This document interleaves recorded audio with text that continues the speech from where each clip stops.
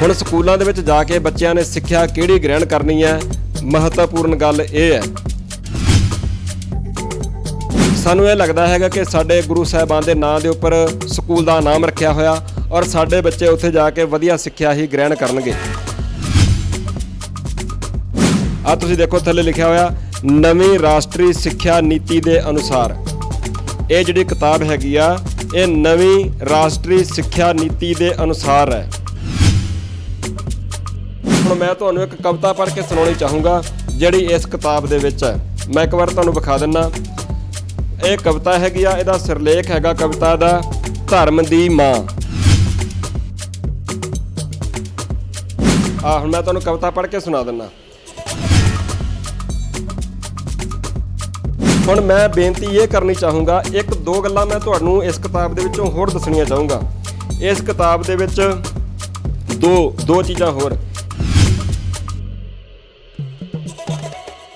ਸਵਾਗਤ ਹੈ ਦੋਸਤੋ ਤੁਹਾਡਾ ਆਪਣਾ ਸਾਂਝਾ ਪੰਜਾਬ ਟੀਵੀ ਤੇ। ਮੈਂ ਹਾਂ ਭੁਪਿੰਦਰ ਸਿੰਘ ਸੱਜਣ। ਮੈਂ ਅਕਸਰ ਜਿਹੜੇ ਮਸਲੇ ਹੈਗੇ ਨੇ ਕੋਈ ਨਾ ਕੋਈ ਤੁਹਾਡੇ ਸਾਹਮਣੇ ਲੈ ਕੇ ਆਉਂਦਾ ਰਹਿੰਦਾ ਹੈਗਾ। ਮੇਰੀ ਕੋਸ਼ਿਸ਼ ਹੁੰਦੀ ਹੈਗੀ ਆ ਕਿ ਪੰਜਾਬ ਦੀ ਇਸ ਪਾਵਨ ਪਵਿੱਤਰ ਧਰਤੀ ਦੇ ਉੱਪਰ ਜਿਹੜੀਆਂ ਖਾਲਸਾ ਪੰਥ ਨੂੰ ਦਰਪੇਸ਼ ਚੁਣੌਤੀਆਂ ਨੇ ਉਹਨਾਂ ਦੇ ਬਾਰੇ ਵੱਧ ਤੋਂ ਵੱਧ ਲੋਕਾਂ ਨੂੰ ਜਾਣੂ ਕਰਵਾਇਆ ਜਾ ਸਕੇ। ਸੋ ਆਪਾਂ ਅਕਸਰ ਇਹ ਗੱਲ ਸਮਝਦੇ ਹਾਂ ਜਾਂ ਕਹਿੰਦੇ ਵੀ ਹੈਗੇ ਆ ਕਿ ਜਿਹੜੇ ਸਾਡੇ ਬੱਚੇ ਹੈਗੇ ਨੇ ਉਹਨਾਂ ਨੂੰ ਸਕੂਲਾਂ ਦੇ ਵਿੱਚੋਂ ਜਾ ਕੇ ਵਧੀਆ ਸਿੱਖਿਆ ਮਿਲਣੀ ਹੁੰਦੀ ਹੈ। ਸਾਡੇ ਬੱਚਿਆਂ ਨੇ ਸਕੂਲਾਂ ਦੇ ਵਿੱਚ ਜਾ ਕੇ ਸਿੱਖਿਆ ਗ੍ਰਹਿਣ ਕਰਨੀ ਹੁੰਦੀ ਹੈ। ਹੁਣ ਸਕੂਲਾਂ ਦੇ ਵਿੱਚ ਜਾ ਕੇ ਬੱਚਿਆਂ ਨੇ ਸਿੱਖਿਆ ਕਿਹੜੀ ਗ੍ਰਹਿਣ ਕਰਨੀ ਹੈ, ਮਹੱਤਵਪੂਰਨ ਗੱਲ ਇਹ ਹੈ। ਆਪਾਂ ਪੰਜਾਬ ਦੀ ਧਰਤੀ ਦੇ ਉੱਪਰ ਰਹਿੰਦੇ ਹਾਂ। ਆਪਾਂ ਸਿੱਖ ਹੋਣ ਦੇ ਨਾਤੇ ਦਾਅਵਾ ਕਰਦੇ ਹਾਂ ਕਿ ਅਸੀਂ ਪੰਜਾਬ ਦੀ ਇਸ ਪਾਵਨ ਪਵਿੱਤਰ ਧਰਤੀ ਦੇ ਉੱਪਰ ਕਦੀ ਰਾਜ ਕੀਤਾ ਸੀਗਾ ਔਰ ਅਸੀਂ ਦੁਬਾਰਾ ਫਿਰ ਇੱਥੇ ਰਾਜ ਕਰਨ ਦੇ ਚਾਹਵਾਨ ਵੀ ਹੈਗੇ ਹਾਂ, ਕਿਉਂਕਿ ਇੱਥੋਂ ਦਾ ਜਿਹੜਾ ਨਿਜ਼ਾਮ ਹੈਗਾ, ਇੱਥੋਂ ਦੀਆਂ ਹਕੂਮਤਾਂ, ਇੱਥੋਂ ਦੇ ਨੀਤੀ ਘਾੜੇ ਹੈਗੇ ਨੇ ਜਿਹੜੇ ਉਹਨਾਂ ਨੇ ਖਾਲਸਾ ਪੰਥ ਨੂੰ ਢਾਹ ਲਾਉਣ ਵਿੱਚ ਕੋਈ ਕਸਰ ਬਾਕੀ ਨਹੀਂ ਛੱਡੀ ਹੈ। ਸ਼੍ਰੀ ਗੁਰੂ ਹਰਕ੍ਰਿਸ਼ਨ ਪਬਲਿਕ ਸਕੂਲ ਜਿਨ੍ਹਾਂ ਨੂੰ ਆਖਿਆ ਜਾਂਦਾ ਹੈ ਕਿ ਇਹ ਸਿੱਖਾਂ ਦੇ ਸਕੂਲ ਨੇ ਔਰ ਸਾਡੇ ਸਿੱਖ ਪਰਿਵਾਰ ਇਹ ਸੋਚ ਕੇ ਕਿ ਸਾਡੇ ਬੱਚੇ, ਕਿਉਂਕਿ ਨਾਮ ਜਿਹੜਾ ਹੈਗਾ ਤੁਸੀਂ ਦੇਖੋ ਸ਼੍ਰੀ ਗੁਰੂ ਹਰਕ੍ਰਿਸ਼ਨ ਪਬਲਿਕ ਸਕੂਲ, ਸਾਨੂੰ ਇਹ ਲੱਗਦਾ ਹੈਗਾ ਕਿ ਸਾਡੇ ਗੁਰੂ ਸਾਹਿਬਾਨ ਦੇ ਨਾਂ ਦੇ ਉੱਪਰ ਸਕੂਲ ਦਾ ਨਾਮ ਰੱਖਿਆ ਹੋਇਆ ਔਰ ਸਾਡੇ ਬੱਚੇ ਉੱਥੇ ਜਾ ਕੇ ਵਧੀਆ ਸਿੱਖਿਆ ਹੀ ਗ੍ਰਹਿਣ ਕਰਨਗੇ। ਹੁਣ ਆਪਾਂ ਕੰਪੈਰੀਜ਼ਨ ਥੋੜ੍ਹਾ ਜਿਹਾ ਕਰਨਾ। ਮੈਂ ਮੇਰੇ ਸਾਹਮਣੇ ਇੱਕ ਕਿਤਾਬ ਆਈ ਹੈਗੀ ਹੈ ਜਿਹੜੀ ਸਕੂਲ ਦੇ ਵਿੱਚ ਬੱਚਿਆਂ ਨੂੰ ਪੜ੍ਹਾਈ ਜਾ ਰਹੀ ਹੈ। ਸ਼੍ਰੀ ਗੁਰੂ ਹਰਕ੍ਰਿਸ਼ਨ ਪਬਲਿਕ ਸਕੂਲ ਦੇ ਵਿੱਚ ਦੂਜੀ ਕਲਾਸ ਦੇ ਬੱਚਿਆਂ ਨੂੰ ਇਹ ਕਿਤਾਬ ਪੜ੍ਹਾਈ ਜਾਂਦੀ ਹੈ। ਨਿਰਮੋਲਕ ਪੰਜਾਬੀ ਪਾਠਮਾਲਾ ਅਭਿਆਸ ਪੁਸਤਕ ਸਾਹਿਤ। ਆ ਤੁਸੀਂ ਦੇਖੋ ਥੱਲੇ ਲਿਖਿਆ ਹੋਇਆ ਨਵੀਂ ਰਾਸ਼ਟਰੀ ਸਿੱਖਿਆ ਨੀਤੀ ਦੇ ਅਨੁਸਾਰ। ਇਹ ਜਿਹੜੀ ਕਿਤਾਬ ਹੈਗੀ ਆ ਇਹ ਨਵੀਂ ਰਾਸ਼ਟਰੀ ਸਿੱਖਿਆ ਨੀਤੀ ਦੇ ਅਨੁਸਾਰ ਹੈ ਇਹ ਕਿਤਾਬ। ਹੁਣ ਮੈਂ ਤੁਹਾਡਾ ਧਿਆਨ ਦਿਵਾਉਣਾ ਚਾਹੂੰਗਾ ਕਿ ਇਸ ਕਿਤਾਬ ਦੇ ਵਿੱਚ ਹੁਣ ਆਪਾਂ ਸਿੱਖ ਪਰਿਵਾਰ ਹੋਣ ਦੇ ਨਾਤੇ ਜਦੋਂ ਖੰਡੇ ਬਾਟੇ ਦੀ ਪਹੁਲ ਛਕਦੇ ਹਾਂ ਤੇ ਉੱਥੇ ਸਾਨੂੰ ਆਖਿਆ ਜਾਂਦਾ ਹੈ ਕਿ ਅੱਜ ਤੋਂ ਤੁਹਾਡਾ ਧਰਮਨਾਸ ਪਿਛਲਾ ਜਿਹੜਾ ਸੀਗਾ, ਤੁਹਾਡੇ ਕਰਮਨਾਸ ਜਿਹੜੇ ਪਿਛਲੇ ਤੁਸੀਂ ਕੀਤੇ ਸੀਗੇ, ਤੁਹਾਡਾ ਜਾਤ ਗੋਤ ਸਾਰਾ ਕੁਛ ਨਾਸ, ਅੱਜ ਤੋਂ ਤੁਹਾਡਾ ਨਵਾਂ ਜਨਮ ਗੁਰੂ ਘਰ ਵਿੱਚ ਹੋਇਆ ਹੈ। ਉੱਥੇ ਇਹ ਗੱਲ ਆਖੀ ਜਾਂਦੀ ਹੈ। ਨਾਲ ਦੀ ਨਾਲ ਇਹ ਗੱਲ ਵੀ ਆਖੀ ਜਾਂਦੀ ਹੈ, ਸਮਝਾਈ ਜਾਂਦੀ ਹੈ, ਦਿਮਾਗਾਂ ਦੇ ਵਿੱਚ ਘੋਲ ਕੇ ਪਾਈ ਜਾਂਦੀ ਹੈਗੀ ਆ ਕਿ ਅੱਜ ਤੋਂ ਤੁਹਾਡੇ ਧਰਮ ਦੇ ਪਿਤਾ ਗੁਰੂ ਗੋਬਿੰਦ ਸਿੰਘ ਔਰ ਧਰਮ ਦੇ ਮਾਤਾ ਸਾਹਿਬ ਕੌਰ ਜੀ, ਇਹ ਗੱਲ ਆਖੀ ਜਾਂਦੀ ਹੈ। ਪਰ ਹੁਣ ਮੈਂ ਤੁਹਾਨੂੰ ਇੱਕ ਕਵਿਤਾ ਪੜ੍ਹ ਕੇ ਸੁਣਾਉਣੀ ਚਾਹੂੰਗਾ ਜਿਹੜੀ ਇਸ ਕਿਤਾਬ ਦੇ ਵਿੱਚ ਹੈ। ਮੈਂ ਇੱਕ ਵਾਰ ਤੁਹਾਨੂੰ ਵਿਖਾ ਦਿੰਦਾ। ਇਹ ਕਵਿਤਾ ਹੈਗੀ ਆ, ਇਹਦਾ ਸਿਰਲੇਖ ਹੈਗਾ ਕਵਿਤਾ ਦਾ ਧਰਮ ਦੀ ਮਾਂ। ਇਹ ਸ਼੍ਰੀ ਗੁਰੂ ਹਰਕ੍ਰਿਸ਼ਨ ਪਬਲਿਕ ਸਕੂਲ ਦੇ ਵਿੱਚ ਬੱਚਿਆਂ ਨੂੰ ਪੜ੍ਹਾਈ ਜਾਂਦੀ ਹੈ, ਜਿੱਥੇ ਸਾਡੇ ਸਿੱਖ ਬੱਚੇ ਜਾ ਕੇ ਪੜ੍ਹਦੇ ਨੇ। ਧਰਮ ਦੀ ਮਾਂ, ਆਹ ਗਾਂ ਦੀ ਫੋਟੋ ਹੈ, ਆਹ ਬੱਚਾ। ਹੁਣ ਮੈਂ ਤੁਹਾਨੂੰ ਕਵਿਤਾ ਪੜ੍ਹ ਕੇ ਸੁਣਾ ਦਿੰਦਾ। ਇਹਦੇ ਵਿੱਚ ਲਿਖਿਆ ਹੋਇਆ ਹੈ, ਸਭ ਤੋਂ ਪਹਿਲਾਂ ਲਿਖਿਆ ਹੋਇਆ ਪਾਠ ਦਾ ਉਦੇਸ਼ ਗਊ ਮਾਤਾ ਦੇ ਗੁਣਾਂ ਦਾ ਬਿਆਨ ਕਰਕੇ ਉਸ ਦੀ ਮਹੱਤਤਾ ਦਰਸਾਉਣੀ। ਠੀਕ ਹੈ, ਮੈਂ ਕਹਿੰਦਾ ਕਿ ਗਊ ਜਿਹੜੀ ਹੈਗੀ ਆ ਉਹਦੇ ਵਿੱਚ ਬਹੁਤ ਸਾਰੇ ਗੁਣ ਹੋ ਸਕਦੇ ਨੇ, ਹੈ ਵੀ ਨੇ, ਇਹਦੇ ਵਿੱਚ ਵੀ ਕੋਈ ਸ਼ੱਕ ਨਹੀਂ ਹੈ। ਪਰ ਗਊ ਮਾਤਾ ਲਫ਼ਜ਼ ਜਿਹੜਾ ਹੈਗਾ, ਅੱਗੇ ਦੇਖੋ ਕਵਿਤਾ ਮੈਂ ਤੁਹਾਨੂੰ ਪੜ੍ਹ ਕੇ ਸੁਣਾ ਦਿੰਦਾ। ਡੱਬ ਖੜੱਬੀ ਗੋਰੀ ਗਾਂ, ਇਹ ਹੈ ਸਾਡੀ ਧਰਮ ਦੀ ਮਾਂ। ਇਹਦੀ ਸੂਰਤ ਬੜੀ ਪਿਆਰੀ, ਇਹ ਹੈ ਗੁਣਾਂ ਦੀ ਭਰੀ ਪਟਾਰੀ। ਅੰਮ੍ਰਿਤ ਵਰਗਾ ਇਹਦਾ ਦੁੱਧ, ਤੇਜ਼ ਕਰੇ ਬੱਚਿਆਂ ਦੀ ਬੁੱਧ। ਜਿਸ ਘਰ ਹੋਵੇ ਗਊ ਮਾਤਾ, ਬੱਚਿਆਂ ਨੂੰ ਨਾ ਨਿਕਲੇ ਮਾਤਾ। ਮਾਤਾ ਬਿਮਾਰੀ ਆ ਇੱਕ, ਸਾਡੇ ਪਿੰਡਾਂ ਦੇ ਵਿੱਚ ਉਹਨੂੰ ਮਾਤਾ ਕਿਹਾ ਜਾਂਦਾ ਹੈਗਾ, ਪਰ ਉਹ ਚੇਚਕ ਦੀ ਬਿਮਾਰੀ ਹੈ। ਪਰ ਇੱਥੇ ਲਿਖਿਆ ਕਿ ਬੱਚਿਆਂ ਨੂੰ ਨਾ ਨਿਕਲੇ ਮਾਤਾ। ਖੈਰ ਅੱਗੇ ਚੱਲਦੇ ਆਪਾਂ। ਇਸ ਦੇ ਘਿਓ ਤੋਂ ਬਣੇ ਦਵਾ, ਰੋਗ ਨੂੰ ਜੜੋਂ ਦੇਵੇ ਭਜਾ। ਇਸ ਦੇ ਦੁੱਧ ਵਿੱਚ ਹੈ ਸਮਤੋਲ, ਬੰਦ ਨਾੜੀਆਂ ਦਿੰਦਾ ਖੋਲ। ਅੱਖਾਂ ਦੀ ਇਹ ਜੋਤ ਵਧਾਵੇ, ਬੱਚਿਆਂ ਦੀ ਇਹ ਐਨਕ ਲਾਵੇ। ਇਸ ਦਾ ਗੋਹਾ ਆਵੇ ਕੰਮ, ਮਰਨ ਪਿੱਛੋਂ ਕੰਮ ਆਵੇ ਚੰਮ।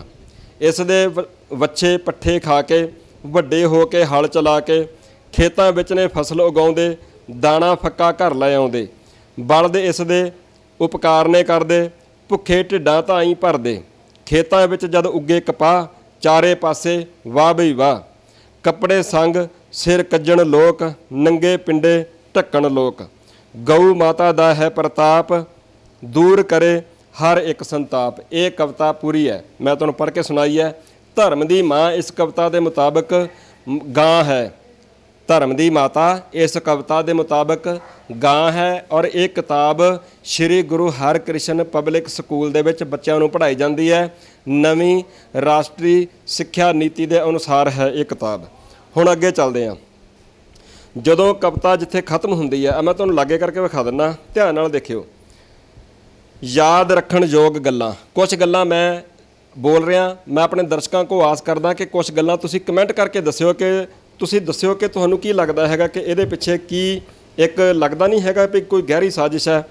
ਇੱਥੇ ਲਿਖਿਆ ਹੋਇਆ ਯਾਦ ਰੱਖਣ ਯੋਗ ਗੱਲਾਂ, ਵੀ ਕਵਿਤਾ ਪੜ੍ਹਨ ਤੋਂ ਬਾਅਦ ਬੱਚਾ ਜਿਹੜੀ ਗੱਲ ਯਾਦ ਰੱਖੇ, ਆਪਣੇ ਦਿਮਾਗ ਦੇ ਵਿੱਚ ਘੋਟ ਕੇ ਪਾ ਲਵੇ, ਉਹ ਕੀ ਹੈ?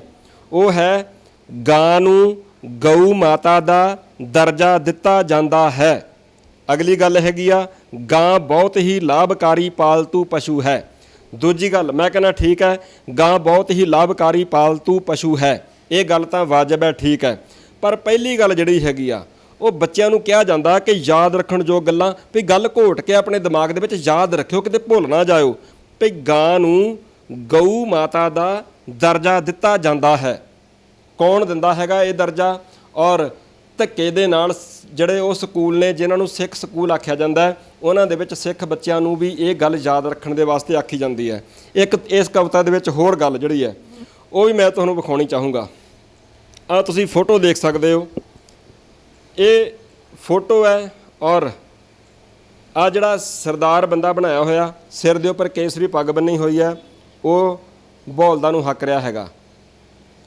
ਚਲੋ ਆਮ ਕਰਕੇ ਆਪਾਂ ਉਹ ਕਹਿ ਸਕਦੇ ਆ ਕਿ ਪੰਜਾਬ ਦੇ ਵਿੱਚ ਜਿਹੜੇ ਸਿੱਖ ਹੈਗੇ ਨੇ ਜਾਂ ਸਿੱਖ ਕਿਸਾਨ ਜਿਹੜੇ ਨੇ, ਜ਼ਿਆਦਾਤਰ ਸਿੱਖ ਪਰਿਵਾਰ ਹੈਗੇ ਨੇ, ਗੈਰ ਸਿੱਖ ਵੀ ਹੈਗੇ ਨੇ ਵੈਸੇ, ਪਰ ਉਹ ਇਹ ਗੱਲ ਕਹਿ ਸਕਦੇ ਆ। ਪਰ ਤੁਸੀਂ ਦੇਖੋ ਕਿੰਨੀ ਇੱਕ ਨੀਤੀ ਦੇ ਤਹਿਤ, ਕਿੰਨੀ ਇੱਕ ਸਾਜ਼ਿਸ਼ ਦੇ ਤਹਿਤ ਬੱਚਿਆਂ ਦੇ ਦਿਮਾਗ ਵਿੱਚ ਇਹ ਗੱਲ ਪਾਈ ਜਾਂਦੀ ਹੈ ਕਿ ਬੱਚਿਓ ਤੁਸੀਂ ਇਹ ਗੱਲ ਯਾਦ ਰੱਖਣੀ ਹੈ, ਤੁਸੀਂ ਕਿਤੇ ਇਸ ਗੱਲ ਨੂੰ ਭੁੱਲ ਨਹੀਂ ਜਾਣਾ। ਹੁਣ ਮੈਂ ਬੇਨਤੀ ਇਹ ਕਰਨੀ ਚਾਹੂੰਗਾ, ਇੱਕ ਦੋ ਗੱਲਾਂ ਮੈਂ ਤੁਹਾਨੂੰ ਇਸ ਕਿਤਾਬ ਦੇ ਵਿੱਚੋਂ ਹੋਰ ਦੱਸਣੀਆਂ ਚਾਹੂੰਗਾ।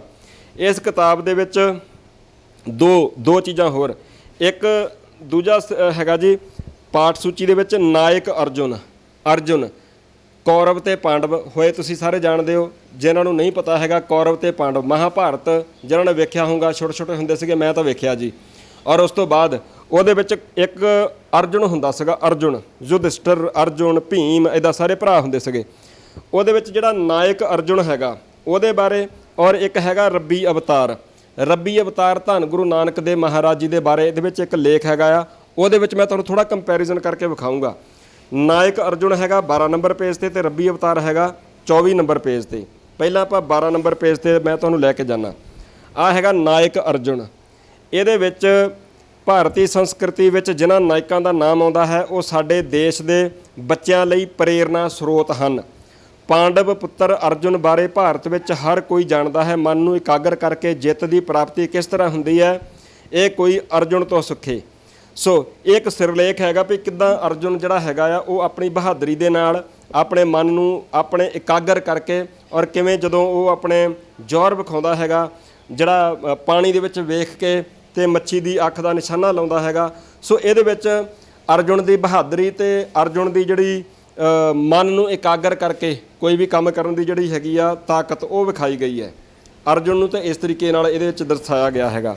ਹੁਣ ਆਪਾਂ ਅੱਗੇ ਆ ਜਾਂਦੇ ਹਾਂ ਰੱਬੀ ਅਵਤਾਰ ਗੁਰੂ ਨਾਨਕ ਦੇਵ ਜੀ ਦੇ ਸੰਬੰਧ ਵਿੱਚ ਜਿਹੜਾ ਲੇਖ ਹੈਗਾ ਉਹਦੇ ਵਿੱਚ ਆਪਾਂ ਆ ਜਾਂਦੇ ਹਾਂ। ਉਹਦੇ ਵਿੱਚ ਲਿਖਿਆ ਹੈਗਾ ਰੱਬੀ ਅਵਤਾਰ ਪਾਠ ਦਾ ਉਦੇਸ਼ ਸ਼੍ਰੀ ਗੁਰੂ ਨਾਨਕ ਦੇਵ ਜੀ ਦੇ ਜੀਵਨ ਦੀਆਂ ਘਟਨਾਵਾਂ ਬਾਰੇ ਦੱਸ ਕੇ ਉਹਨਾਂ ਦੀ ਮਹਾਨਤਾ ਦਰਸਾਉਣੀ। ਆਪਣੇ ਵੱਲੋਂ ਉਹਨਾਂ ਨੇ ਕਿਹਾ ਹੈਗਾ ਕਿ ਗੁਰੂ ਸਾਹਿਬ ਜੀ ਦੀਆਂ ਜਿਹੜੀਆਂ ਮਹਾਨਤਾਵਾਂ ਨੇ ਉਹਨਾਂ ਨੂੰ ਦਰਸਾਉਣ ਦੇ ਉਦੇਸ਼ ਦੇ ਨਾਲ ਇਹ ਲੇਖ ਜਿਹੜਾ ਹੈਗਾ ਇਹ ਪਾਠ ਲਿਖਿਆ ਗਿਆ ਹੈਗਾ। ਇਹਦੇ ਵਿੱਚ ਕੋਈ ਇੱਦਾਂ ਦੀ ਗੱਲਬਾਤ ਨਹੀਂ ਹੈਗੀ ਜਿਵੇਂ ਅਰਜੁਨ ਨੂੰ ਦਰਸਾਇਆ ਗਿਆ ਹੈਗਾ ਵੀ ਮਨ ਨੂੰ ਇਕਾਗਰ ਕਰਕੇ ਕਿੱਦਾਂ ਉਹ ਬਹਾਦਰੀ ਦਾ ਜ਼ੋਰ ਵਿਖਾਉਂਦਾ ਹੈਗਾ।